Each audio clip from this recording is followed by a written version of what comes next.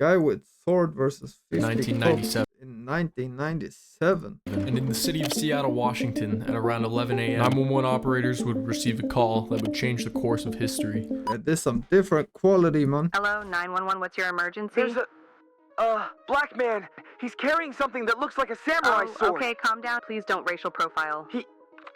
No way, that's real, man. What the hell? He's carrying something that looks like a samurai sword. Okay, calm down. Please don't racial profile. Does he appear to be dangerous? He's just standing there, but everyone's freaking out. What is your current location? 2nd and Pike.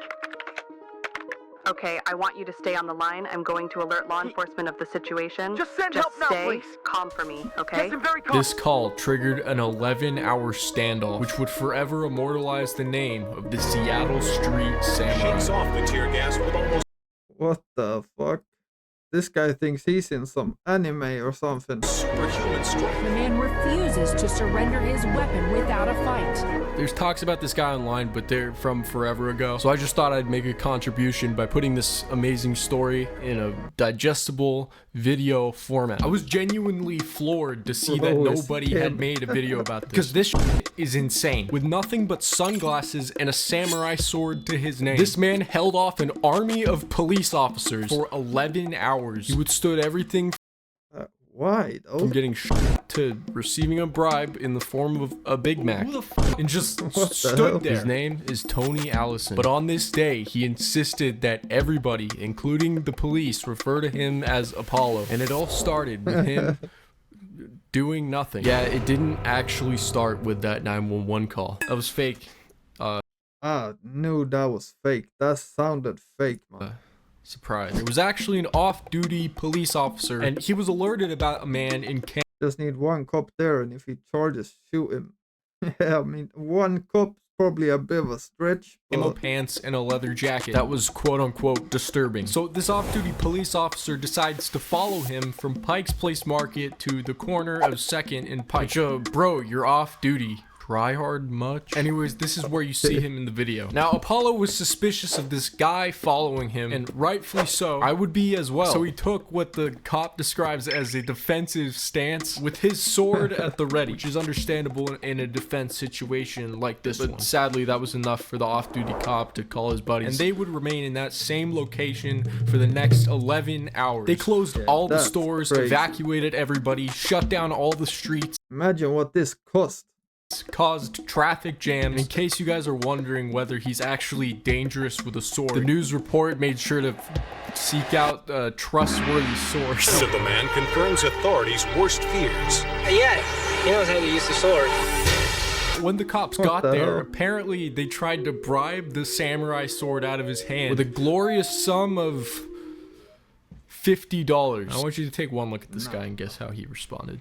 Defensive stance. No, but actually, verbally, he didn't say anything for the entire 11-hour standoff, except mentioning he had brothers in China and Russia, and correcting police officers when they wouldn't refer to him as Apollo. He also said that he was possessed What the hell is this guy? Was a meme before memes, man. by demons and wanted to kill them. He talked about Satan. He talked about his brothers in Russia and China, but he never really engaged the negotiator. But yeah, he just refused to drop the sword. I don't know, I couldn't imagine why. However, the police did not give up here. Nah, they went back to the drawing board and came up with another offer. Now, I can't make this It's your McDonald's Big Mac. You've got a taste. They offered him a Big Mac. No, I'm serious, this is real. They offered him what McDonald's the fuck? targeted. Then they assumed Is this real, since man? he was unmoved by this, he must have a mental health history. So they tried triggering schizophrenic urges. Of course, he was unmoved by these childish tricks and continued to stand his ground. So the police weren't sure what to do next. Since he wasn't attacking anybody, they had to get the sword out of his hand. They thought about throwing a net over him. They shot him with tranquilizer darts, which had no effect. They also shot him with those riot pellets, those little beanbags. Now, I don't know if you guys remember that scene in Jackass where they shot Johnny Knoxville with one of these things. It's considered less lethal.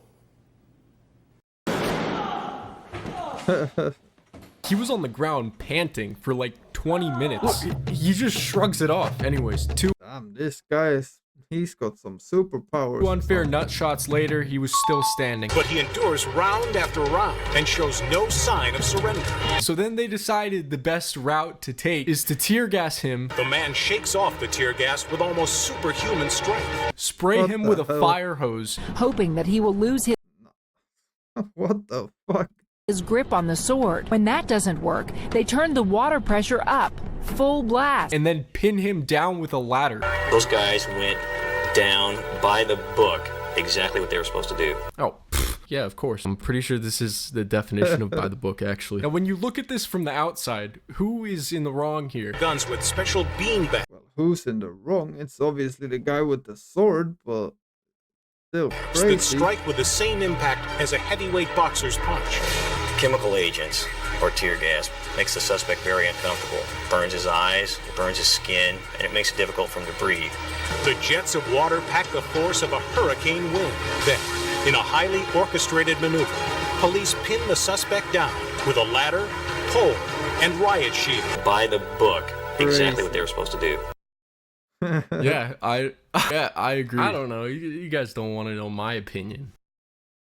What do you guys think? Would you consider this excessive Yeah, no, force? this- Let me know in the this- comments. As it turns out, only a year prior to the sword incident, Tony Apollo Allison was released from Western State Hospital after finishing a 10-year sentence from a charge in which he pled not guilty due to insanity, a charge of second-degree assault with intent to rape. Before this incident, he was an alcoholic, wandering the streets with a sword on his back, and now he's a man with his name engraved in history. He was later sent back to I don't know about that. Western State Hospital. However, his current whereabouts are unknown. Until now, in a twist of events, I think I might have just found him, or at least some potential sun at Bitter Lake Playfield digging out of the debris. Now, the location of this park happens to be about 50 miles away from Western State Hospital, or a mere 8.2 miles away from where this whole thing began.